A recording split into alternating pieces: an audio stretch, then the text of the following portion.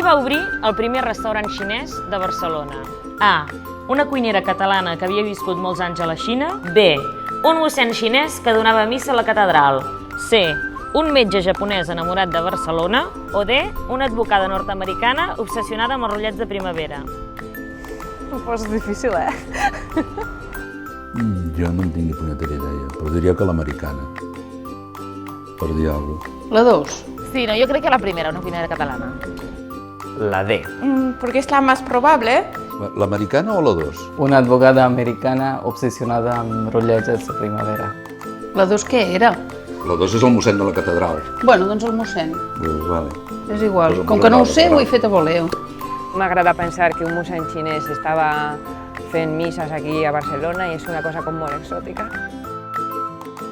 Jo crec que devia estar enyorat del seu menjar i com portava tant de temps aquí devia dir, va, anem a ensenyar com és la cultura i el menjar xinès.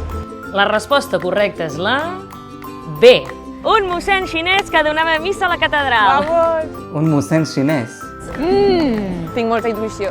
Has vist el que fa no saber-ho?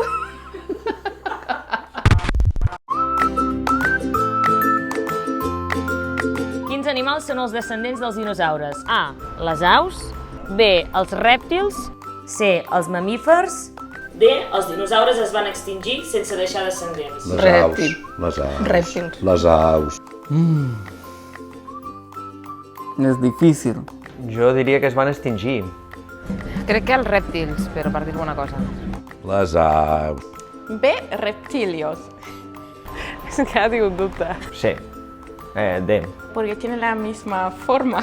Que són les aus. Bueno, doncs deuen ser les aus, Són les segurament. Jo crec que es va extingir sense deixar els descendents. Digues? La B, els rèptils. Els rèptils. Sí. Les gallines. Vale, aquesta segur que és la A, perquè vaig veure moltes vegades Parque Juràssic i, bueno, com soc molt fan de l'Spielberg, si no sé aquesta ja apaga i vámonos. O sigui que són les aus. Jurassic Park és creïble científicament? A. Les aus. Bueno, vaya. En sèrio? I com és que ho saps? Perquè vaig llegir-lo molt interessant. Però si n'hi havia molt pocs que volaven, tia, no em fotis. Que hauré de tornar a veure Jurassic Park.